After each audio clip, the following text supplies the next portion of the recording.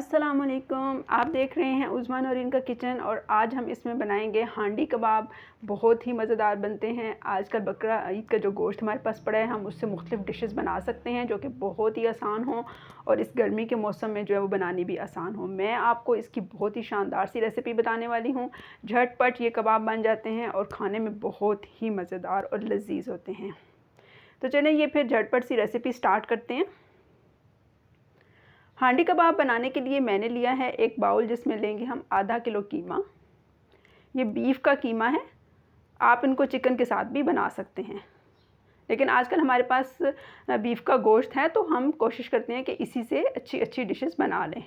तो आधा किलो कीमा जो है इसको मैंने चॉपर में निकाल लिया था और ये अब माशाल्लाह से काफ़ी जो है वो बारीक हुआ हुआ है।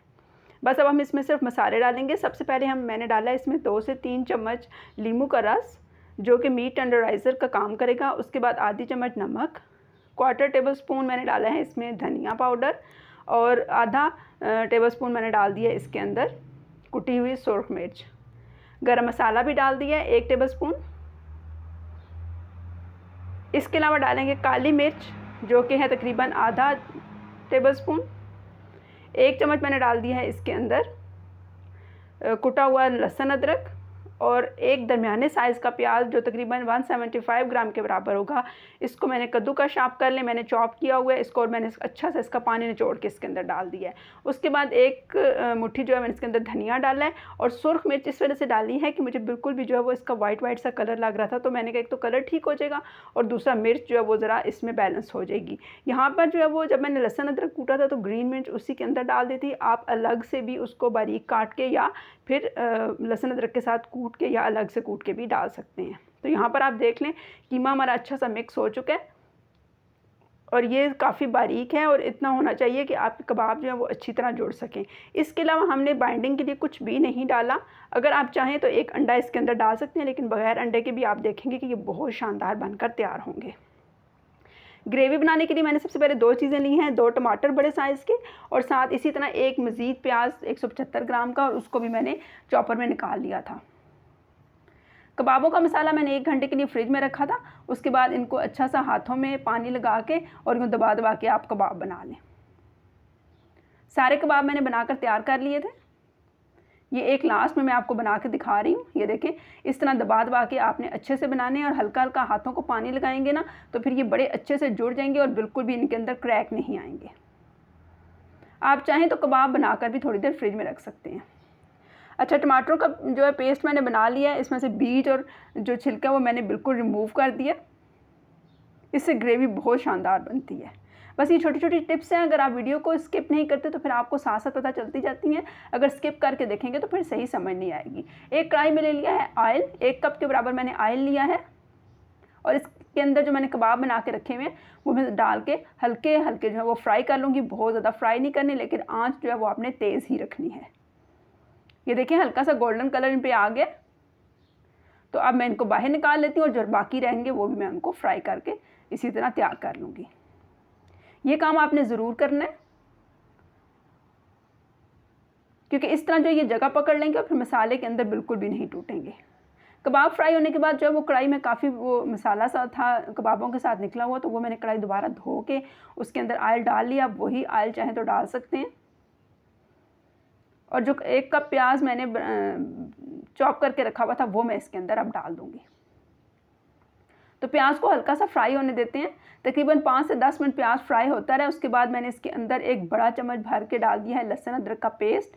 ये मैंने लहसुन अदरक और सब्ज़ मिर्चें मिक्स करके कूट के रखा हुआ होता है, इस वजह से मैं उसको इकट्ठा ही जो है वो तीनों को यूज़ कर लेती हूँ। प्याज और लहसुन अदरक को आपने थोड़ी देर अच्छा सा भूनना है ताकि लहसुन अदरक की स्मेल जो है वो ख़त्म हो जाए। उसके बाद जो टमाटर प्यूरी के साथ मैंने जो पानी वगैरह रखा हुआ था वो चॉपर में से निकाल के वो मैंने इसके अंदर थोड़ा सा डाल दिया है। खुश्क मसाले डालते हैं जिसमें आधी चम्मच है नमक, कम ज़्यादा आप कर सकते हैं। आधी खाने का चम्मच जो है वो खुश्क धनिया है। 1 चाय का चम्मच जो है वो उसके अंदर सुरख मिर्च है और आधी चाय का चम्मच है आप हल्दी। इस मसाले में से कुछ भी आप अपनी मर्ज़ी से जो है वो कम ज़्यादा कर सकते हैं, जिस हिसाब से आपके घर में मसाले वगैरह मतलब पसंद किए जाते हैं, नमक मिर्च। अच्छा, मसालों को डाल के थोड़ी देर लहसुन अदरक के साथ अच्छा सा भूनेंगे। प्याज भी है बीच में। इसके बाद इसके अंदर डाल देते हैं टमाटो प्योरी जो हमने बना के रखी हुई है। अच्छा, यहाँ पे मैंने आपको बताया था कि जब टमाटर आपने पेस्ट बनाना है तो छिलके और जो बीज है ना वो अच्छे से आपने रिमूव कर देने हैं। तो इससे जो है ना प्योरी बहुत अच्छी बनती है और टेक्सचर भी जो है वो मसाले का बहुत कमाल का बनेगा। आप चाहें तो ग्राइंड करके टमाटरों को फिर किसी छलनी के अंदर छान सकते हैं। मैंने पहले ही उनके ऊपर उनको चूल्हे के ऊपर रखा था गर्म करके, और फिर उस छिलके उतार दिए और बीज भी निकाल के उसके बाद मैंने एक ही बार इनका पेस्ट बनाया है। इस तरह ज़रा काम आसान हो जाता है। गर्मी में जितना आसान आप काम कर सकें उतना किया करें। अच्छा, थोड़ा सा पानी डाल दिया और मसाले के ऊपर हम दे देंगे ढक्कन, ताकि जो टमाटर है ना वो थोड़े मसाले में मिक्स हो सके। प्याज भी बारीक बारीक था लेकिन फिर भी उसको गलने में थोड़ा सा टाइम लगता है। तो सारा मसाला जो है वो इस तरह ढक्कन देने से ये हो जाता है कि एक बार यकजान सा हो जाता है और टेस्ट बहुत ही कमाल का आता है। तो ये मसाला यहाँ पर हमारा तैयार हो चुका है। घी भी अब मसाले ने छोड़ना शुरू कर दिया। अब यहाँ पर हम इसके अंदर डाल देंगे 1 प्याली दही। दही को आपने अच्छा सा फेंट के डालना है ताकि इसकी फिटकियाँ जो हैं वो फिर मसाले में ना बने। 2-3 सब्ज़ मिर्चें डाल दें। मसाला ही हमारा बिल्कुल तैयार है। अब हम इसके अंदर डाल देते हैं कबाब। अच्छा, ये कबाब जो है ना आप फ्राई करके फ्रीज़ भी कर सकते हैं। हमारी माशाल्लाह से बड़ी फैमिली है तो मैं उस टाइम इतने ही बनाती हूँ जितने मुझे ज़रूरत होती है, तो फ्रीज़ में नहीं करती। लेकिन अगर आप चाहें तो इनमें से अगर छोटी फैमिली हो तो हाफ़ आप पका सकते हैं और हाफ़ फ्रीज़ कर सकते हैं।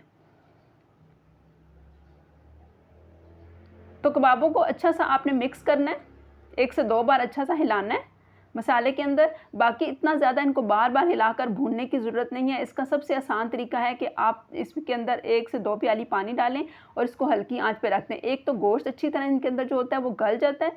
वैसे तो ये फ्राई हुए हुए हैं लेकिन गोश्त प्रॉपर गला हुआ नहीं होता। आपको पता है ना कि जो बीफ का गोश्त है वो थोड़ा टाइम लेता है और इस तरह टेस्ट भी बहुत कमाल का हो जाता है। आप इसके ऊपर ढक्कन दे दें, हल्की आंच पे ये भूनते भी रहते हैं और पकते भी रहते हैं। तो ये बहुत ही आसान सा मेथड है। गर्मी में बार बार क्या ज़रूरत है चूल्हे के पास खड़े होकर बार बार इनको हिलाने की। तो यहाँ पे इतना ही पानी मैंने डाला था, जो बचा वो बस हमारी अब ग्रेवी बन चुकी है। मसाला ऑलरेडी भुना हुआ था। कबाब हमारे तैयार हो चुके हैं। उसके ऊपर मैंने डाल दिया है गरम मसाला, सब्ज़ धनिया और ये कसूरी मेथी है खुश्क हुई हुई, जो मैंने घर में खुश्क की थी। और इसको थोड़ी देर इसके ऊपर डाल के ढक्कन देंगे ताकि ये सारी चीज़ें जो है वो इनकी खुशबू अंदर जो है वो डेवलप हो सके। तो चलें जी, मज़ेदार से हमारे कबाब तैयार हैं। इनको डिश आउट करते हैं। आप पराठा, नान या फुलके बना के इनको सर्व करें। बहुत ही कमाल की डिश है। किसी भी आप दावत में इसको एज अ मेन्यू जो है वो इंक्लूड कर सकते हैं। तो ये थी मेरी आज की शानदार सी रेसिपी, बहुत ही आसान और बहुत कमाल की। आपने कमेंट बॉक्स में ज़रूर बताना है कि आपको कैसी लगी मेरी रेसिपी।